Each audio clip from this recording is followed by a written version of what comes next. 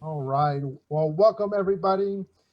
Today is October 21st, 2020, and we are very excited to be here with you on Indivisible Tech Sledge Live. Quick reminder before we jump in with our guests and the amazing content we have with all of you is we want to make sure everyone is voting. So if you haven't voted, vote today. And as you'll see over my shoulder, we have over 5 million Texans that have voted as of yesterday, October 20th. So we are really excited to be with you and want to welcome our amazing guest from Ride Share to Vote. With us, we have Jody Johnson, president of the Pack for Ride Share to Vote, and Georgina Maldonado, who is a volunteer driver out of Harris County. And alongside me is Robert Norris, the amazing Indivisible Tech Sledge organizer, who you have seen before, and we are glad to have on with us as well. Welcome, everybody. So glad to have you with us. Thank you for having us. All right, well, Ride Share to Vote may be something that some of our viewers have not heard of before. Some may be familiar, but some may not be familiar with Ride Share to Vote. So, Jody, just um, help us understand what is Ride Share to Vote. Sure. So there probably are a lot of people that still don't know us. We're relatively new. Sarah Kovich kind of hatched this back late 2017. It was really her daughter's idea for her high school capstone project, and her daughter's from Guatemala and very aware of voter suppression issues. So that's kind of where it came from, and we crossed paths early on. And so we ran for the first time in 2018, and now here we are in 2020. And our mission is to fight voter suppression and increase Democratic voter turnout. So we do that by reaching out to, I just kind of call them the overlooked and forgotten in our state. Many people probably know that we have very low voter turnout in Texas. There's many reasons for that, but we do have a large number of people that vote infrequently or don't vote at all because they don't think that their voice matters. And we want to get rid of as many barriers as we can for those people and give them a voice in our democracy. Absolutely. And I think, with the number of early voting that's happening, one of the benefits of that has been an increase of another week of early voting. Um, I imagine this gives y'all extra time to try to get more voters to the polls because of this extra window that was provided because we're in the middle of a pandemic. Right, that extra week has been helpful to us, and we're encouraging people to vote early. What sets us apart from some of the other volunteer organizations that offer rides is that we run every day of early voting and on election day. There are some organizations that pop up occasionally that will give free rides on election day, but we run every day. We are fully volunteers doing this. And it's a free round trip service. So in the past, you've heard about Lyft and Uber on election day. Hey, free ride to the polls. Well, that was a one-way ride to vote. And then you had to schedule and pay to get back to work or back to home. We are full service round trip, and we don't drop you off and then you got to call us or get on the app to get a ride home. Our rider or our drivers will sit there as long as it takes. So if the line's 2 hours long, they're going to wait 2 hours to get you back home. That's a huge distinction that I definitely was never aware of when you saw the advertisements of Uber and Lyft providing that it was only one way because wow, that may be something that people aren't realizing if they try to use that service. But it's amazing what you guys are doing by committing to the voter, staying with them until they're able to get back home. to complete that entire process. I want to look at this election with 2020 and talk about some of the, for you guys to share some of the goals that Ride Share to Vote has for this particular election. And then maybe y'all can also dive into where y'all are providing this service. Sure. As far as just kind of our big picture goals, we want to increase awareness of our service across the state of Texas. And just so people do know who are watching this, we are actually beyond Texas this go round. We're in Raleigh, Durham, Chapel Hill, North Carolina, and we're in West Virginia. So we do want to expand, but I'm assuming most of the people watching today are in Texas, and we're new. So we need to get the word out. So we've done a lot of work in that regard. And then we've also worked hard at increasing our volunteer base. So that's drivers, phone callers, texters, people writing postcards. Our IT team is all volunteer. I mean, everybody's all volunteer. So we want to expand that. And Georgina, I think you're a new driver this go round. Yes, I'm a new driver. I'm here in Harris County. Yay. And when I do try to have a conversation with my riders, and one of my riders had said that they called up a candidate and they said, "Hey, I'm here and I'm ready to vote, but I can't get to the polls." And they said, "Well, here's the Ride Share to Vote service," and that's how they found us. So I thought that was good. Awesome. And Robert, I want to send out to you because you had a couple of good questions down this path. Yeah, well, I think y'all have probably a really good role, along with the transportation, is, getting voters sort of comfortable with the idea that it's not, so hard to get out there to a polling place. You've got your service that makes things, a lot more human. Going in a car with somebody, getting to that place, it just sounds like it's so important. Now, this is going on in the middle of the COVID pandemic. Could you talk to us for a minute about any kind of special accommodations or expectations that go along with, adjusting to the COVID pandemic and giving rides? Right. So Jody, let me handle this one. Yeah, oh, absolutely. I'm going to let you do that one. Yeah. So you will be a single rider. So in the vehicle, there will be a driver and there'll be a rider. The driver, of course, is in the driver position. The rider is in the back seat in the passenger position. There is a divider. I actually have a clear plastic curtain that I put up so the airspace is not mixed. Okay. We do have hand sanitizers. We will be giving away hand sanitizers, and I will give you a little bottle for you to keep. The drivers will be wearing a mask, and we ask that the riders wear a mask. I do carry extra masks if for some reason the rider is not able to get one. But in addition, I wanted to come back to the voting process. If for the riders that have mobility issues, we also will take you to the proper location to do curbside voting. So you don't have to get out of the vehicle to vote. I've gotten pretty good at identifying where that is, and it is a very efficient process. That sounds great.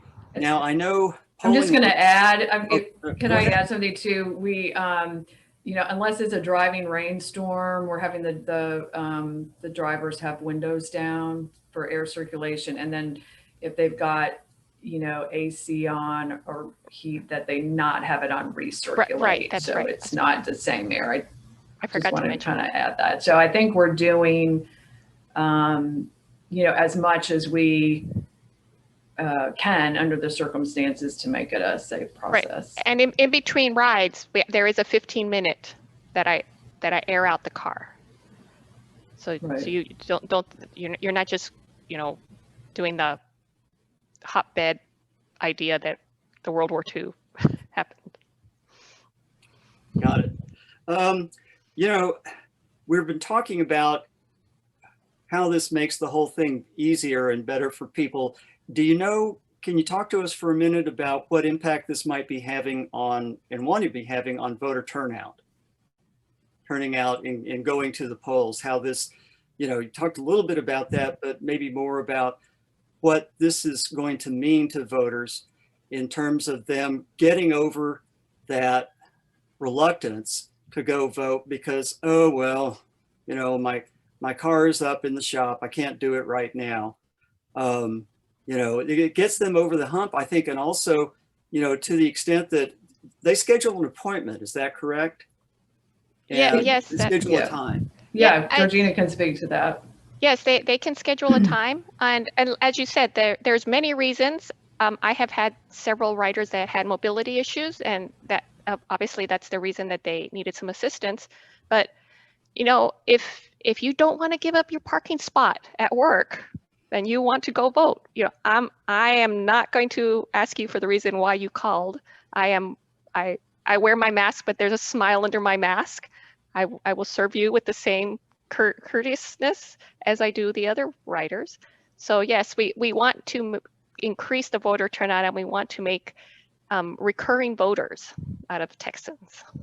Okay. Yeah, this is nothing to do with whether or not someone has a car. Obviously, if someone doesn't have a car, sure, we're there to fill that, but we're there to break down, you know, just any additional barriers that exist to voting, to just say, hey, we're making it as simple as we can.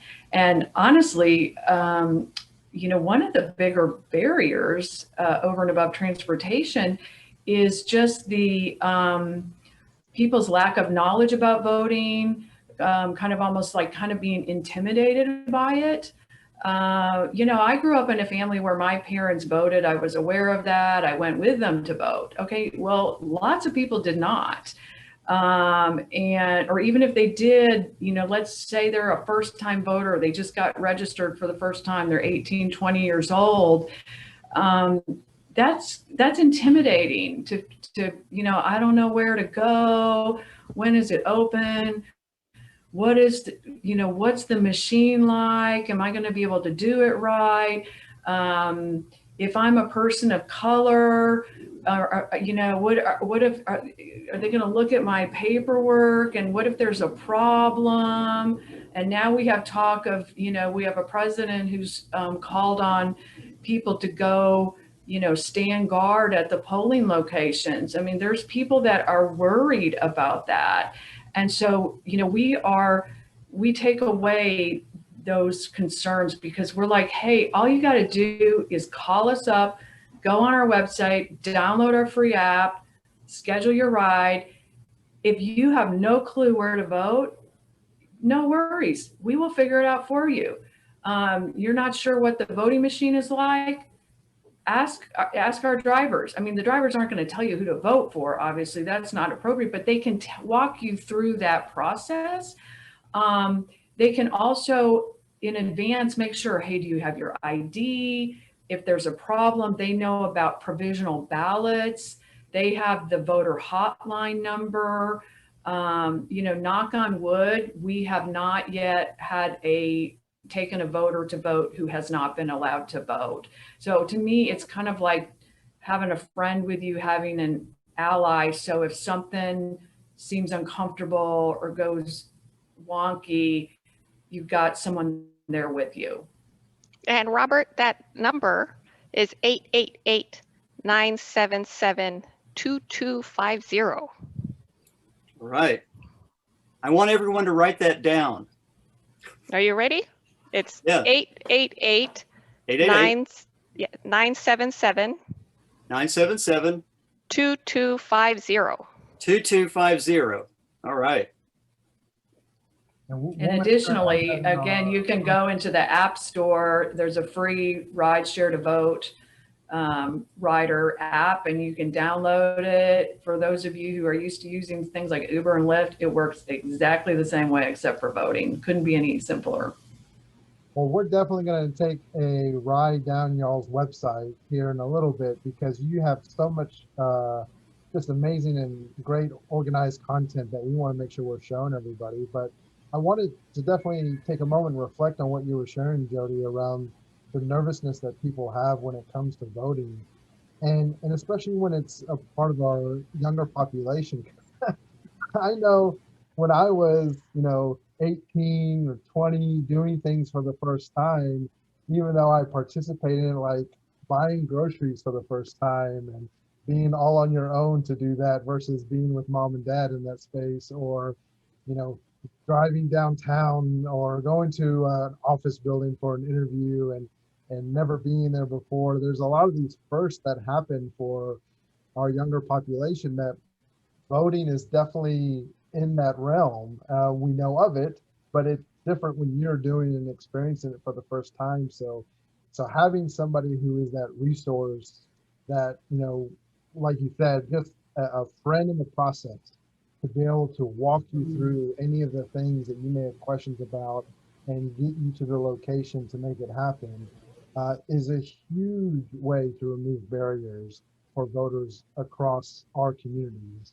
And I wanted to also take the moment and the locations that y'all are in Texas, that y'all are really providing support for Texans, and just highlight some of those, which may seem traditional, but I think there's some that people may not realize areas that need help as well. Yeah, I don't know if do you have the link there to pull up the map? Let's go ahead and do We that. can show people. I'm gonna pull up y'all's website. Yay. If you look in the chat, if you want to look in the chat, that first link I sent you goes to the map. Yep, here's the Texas map that you guys have carved out, and you're providing services within Texas. Right. So, you see all the blue there in upper West Texas there. Lubbock is the main center there, of course, and that's where most of the population is. But we are running in partnership with Tom Watson's campaign out there. And believe it or not, that is his district, that huge blue area. A little overwhelming. So as a result, we will take anyone within that area. So far, it's mostly around Lubbock, but we're excited. That's the first time we've been out in that area. The purple there is Dallas, Denton, Tarrant, and Collin County.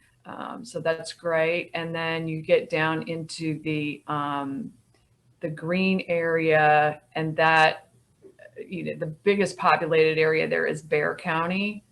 And then you can see it goes, I think there's about 8 counties there in green, like Comal County, Hayes County is all in that area. And then in the yellow, that's comprised, the biggest piece of that, of course, is Harris County, but it also includes Travis County. You can see we've got Fort Bend in there, and then we go all the way to Galveston County on the coast, as well as Jefferson County. So although we are not in every piece of Texas and the kind of the one big area we still want to get into is El Paso, we are hitting the biggest populated areas in the state. Yeah, and this is where Texas is just a huge state, in terms of the landscape of Texas. But to really highlight the populations that y'all are targeting, we recently did a demographics dive into Texas, and we know 1/6 of the population in Texas is in Harris County. Another 6 of the population is in Tarrant and Dallas County combined. And so looking at those two with all of the other spaces, it's a good estimate to say that you're trying to serve the areas where half of the Texans live in this state. And that's pretty amazing to be available to those people. Georgina, I would like to get your perspective around what made you decide to be a volunteer for Rideshare to Vote, and just how that experience has been for you. Well, I am unhappy with our current situation. That was my main motivator. As you can tell from my color, my skin, and my last name, right? My family's heritage is from Mexico, And I was very offended at when Trump announced that his candidacy, that he basically said everybody that has come, that he evaluated the people coming from the South, and he called us rapists and thieves. That offended me. So I woke up very mad, but November 9th of 2016, and it's been hard to contain my being mad for 4 years, and I don't want to wake up November 4th saying there was something else I could have done. I want to, I know the path to change is through the ballot box. And I want to make it easier for everybody to let their voice be heard. And as I said, I do try to get into a conversation with my writers, and a lot of them do also express. One writer, she was in her 50s, and she said she's only voted 3 times in her life. So I made sure she had our little bottle of hand sanitizer, and I told her, you know, it has our logo on it. Make sure you keep it around, because we want to make you a repeated voter. So I hope she takes that seriously. That's part of what motivated me to be a volunteer. Absolutely. And I just want to add, she will be a repeat voter, because one of the beauties of what we're doing is, once you're in our system, you're in our system. We now have your phone number, and, we're going to reach back out to these people. I mean, next time it's their municipal election, primary, midterms, you name it, we're going to reach back out and go, hey, remember us? Let's schedule that next ride. And I just think, this is a long race, but as we keep, going steady, we're gonna build the number of lower propensity voters, and we're gonna turn them into regular voters, and that's when we're gonna start seeing a change in Texas. And I'm so proud of Harris County. I mean, Harris County, we've gotten a lot of voters, and I know we still have a lot more to go. But I'm so proud of my fellow Harris County person. The Harris County numbers have been amazing. Harris County has the largest number of registered voters in the state of Texas, over 2 million. And the turnout, I think, as of yesterday, was over 800,000. That's right. That's where it was. So we're getting close to 1 million voters in Harris County alone. And agree with you. It's been amazing to see that turnout. The work you're doing down in Harris County, Georgina, is definitely a part of that amazing turnout. And so it's just exciting to be able to talk to y'all and hear about how y'all are making an impact for this election and all elections, really. And Jody, I want to go back and highlight something that you had mentioned, because the Lubbock map is definitely different. The Lubbock portion of the map, or in that part of Texas, is definitely different from the major urban areas that you guys are highlighting. And you said that this was in part because of a partnership with a candidate. Correct. And Robert, I know you had mentioned you had some interest around that, how that happens, and wanted to see if you had any questions you wanted to dive into that particular approach that Right Share to Vote has. Oh, about Lubbock? And about partnering with candidates and campaigns. Okay. Oh, right. Well, I will tell you, I've been doing a lot of phone banking. And Alex knows that very well, because we just finished up doing a session about phone banking. And a lot of the, House campaigns, they try to get people to commit to a plan to vote. We will ask them, do you know when you're going to vote? Do you know where you're going to vote?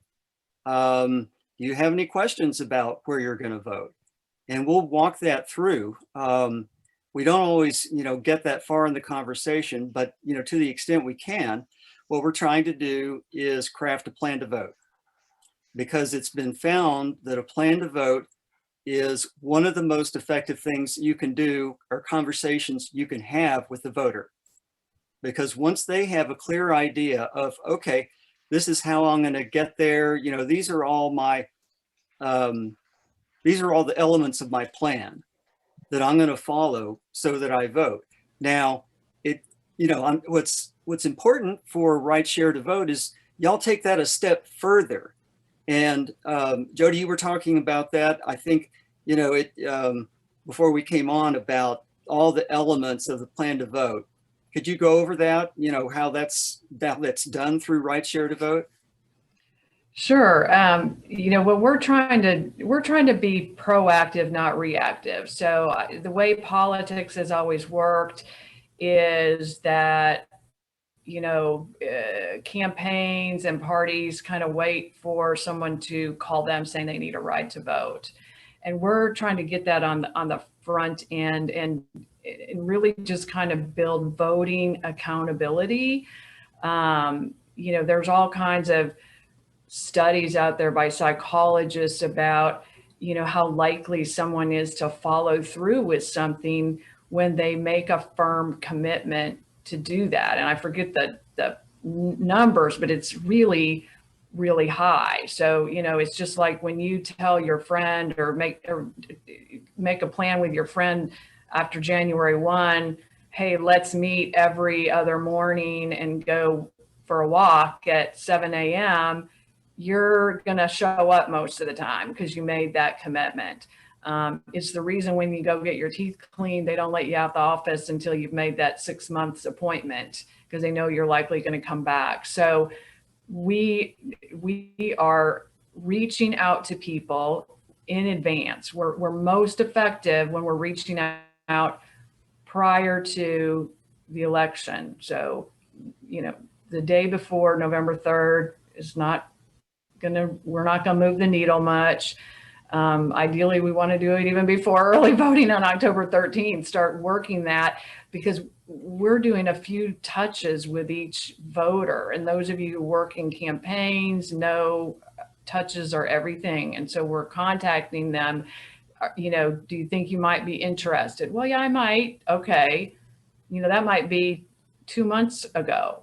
And then we're following back up. Can we get you scheduled? Then we're reminding them, hey, reminding you of your appointment tomorrow, blah, blah, blah. They're much more likely to follow through, or they might just say, that doesn't work. And okay, luckily we've not waited till the last minute. So we got other days to take you to vote. So that's what we're trying to do. Yeah, I think that's so important. And then, talking again about campaigns and phone banking, because one of the House candidates that I've been phone banking has part of her script is, okay, I'm talking to a voter on the phone, and they've said, yes, I'm going to vote for that person. Well, okay, I keep going down. Do you need a right to vote? And if we do, can we arrange that for you? Well, really what we're doing is something that's kind of a transparent pass-through to Right Share to Vote. And can y'all talk for a minute about linkages between y'all's organization and campaigns?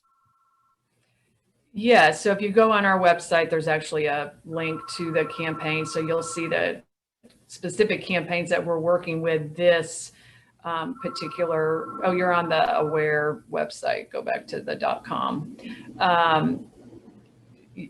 So this particular go around, you'll see who we are working with. And the benefit of working with a campaign is that, again, we can make a plan well in advance of the election and talk about how we can help increase their turnout, because the campaigns are primarily going to focus on likely Democratic voters, those people that tend to vote regularly. A lot of people call them triple Ds. They voted in the last 3 elections.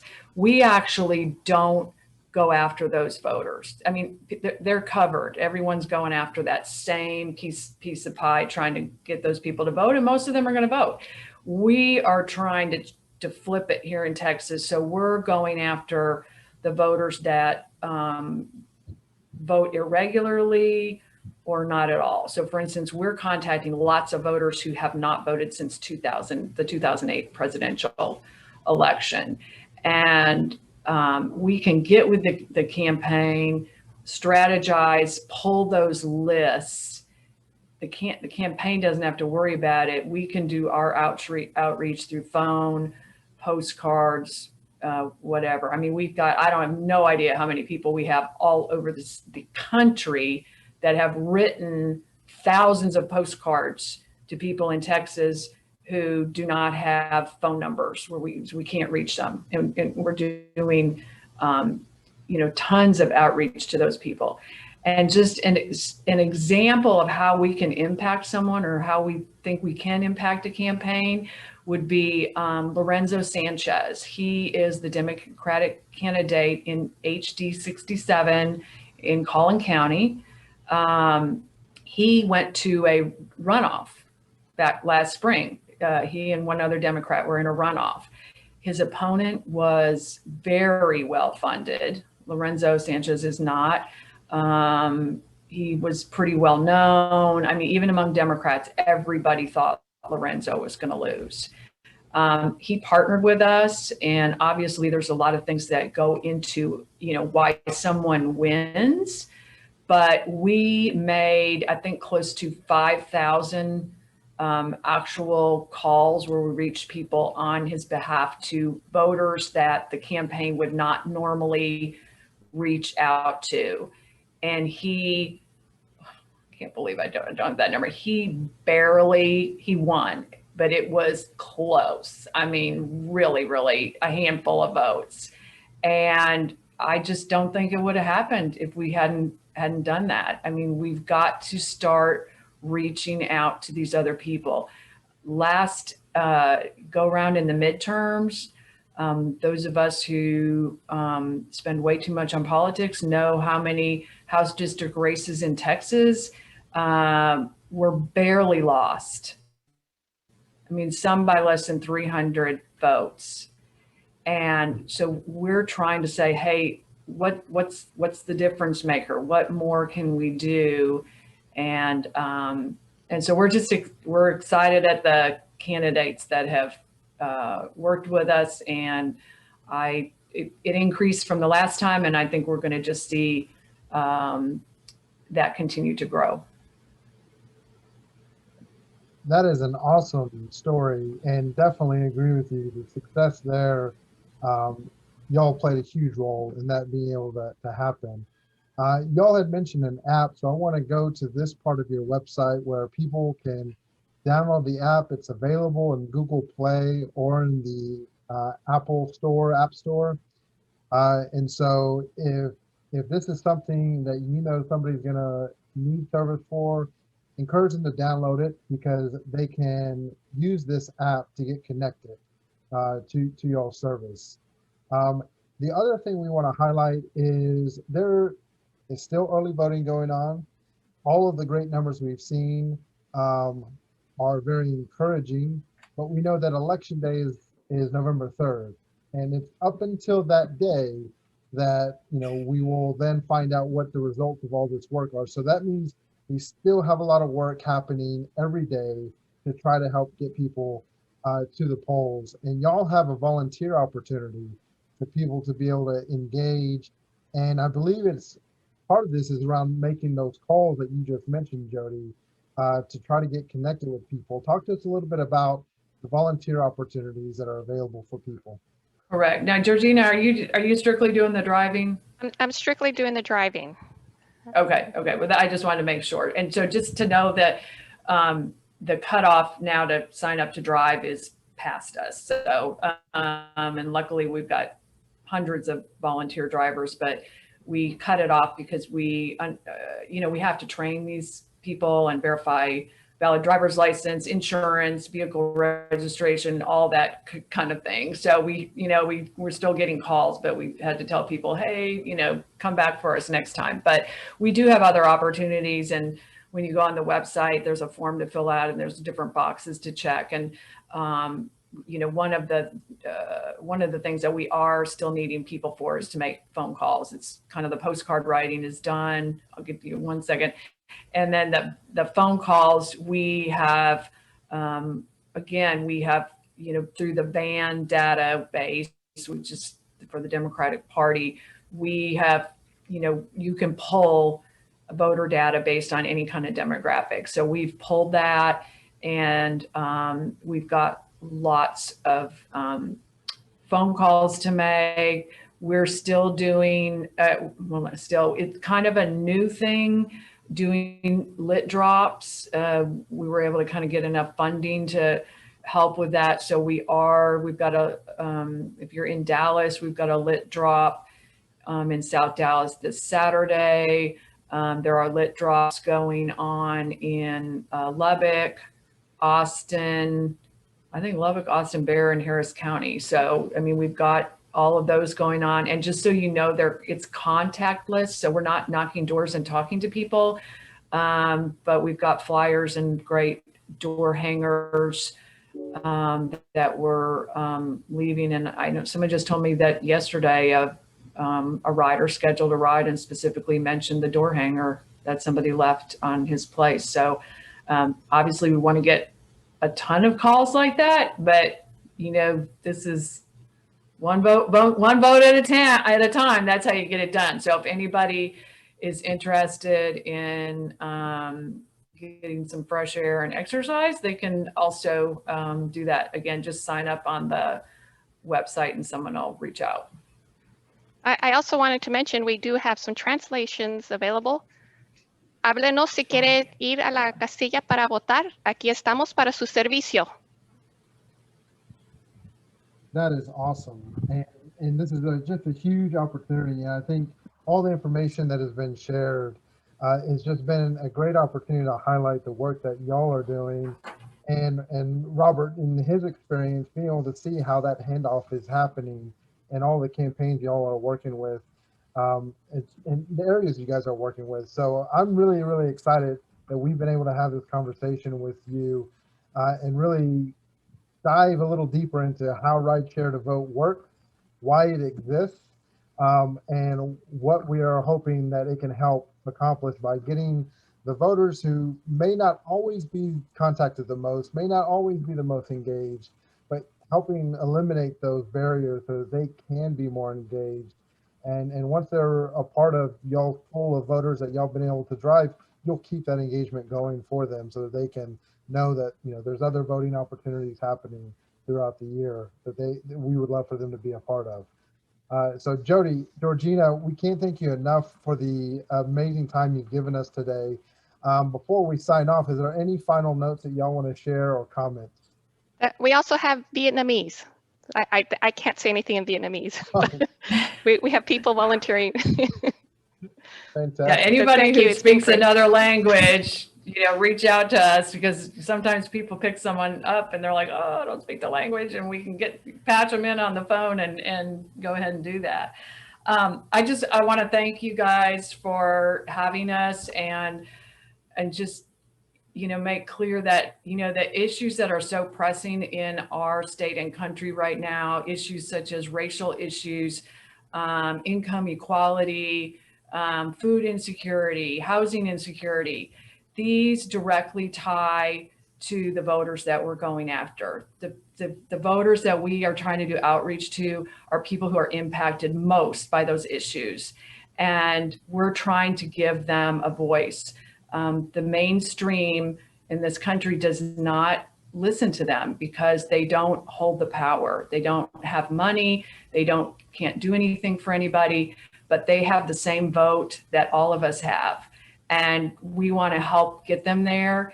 And if we get enough of them to the polls, they're going to see the power of their vote and that they can make tremendous changes in this country. So if you're interested in supporting our work, whether that's as a volunteer or as a financial donor, please go to our website, ridesharetovote.com, and you'll see the opportunities to volunteer and donate. One of the biggest things you can do is help us spread our message. So just by telling your friends and contacts about it, but going onto Facebook and liking Rideshare to Vote page, Twitter, going on to Twitter at Rideshare to vote, Instagram, we're on there. So, you know, follow us, comment, like, share, all that crazy stuff that we do and the reason why our head hurts all the time. But please go ahead and do that for us. Thank you so Good for a much. good cause, right? Thank you. Well, thank you so much, Georgina and Jody. Robert, great to see you as always. We hope everybody out there has a great rest of their Wednesday, and please share this information and content. If you have any questions, if you ended up viewing this that wasn't during the live session, please still put in the comments and we'll respond to you. And if it's a question for Right to Share, we'll connect with them to get an answer for you. Thank you, everybody. We hope you have a great day.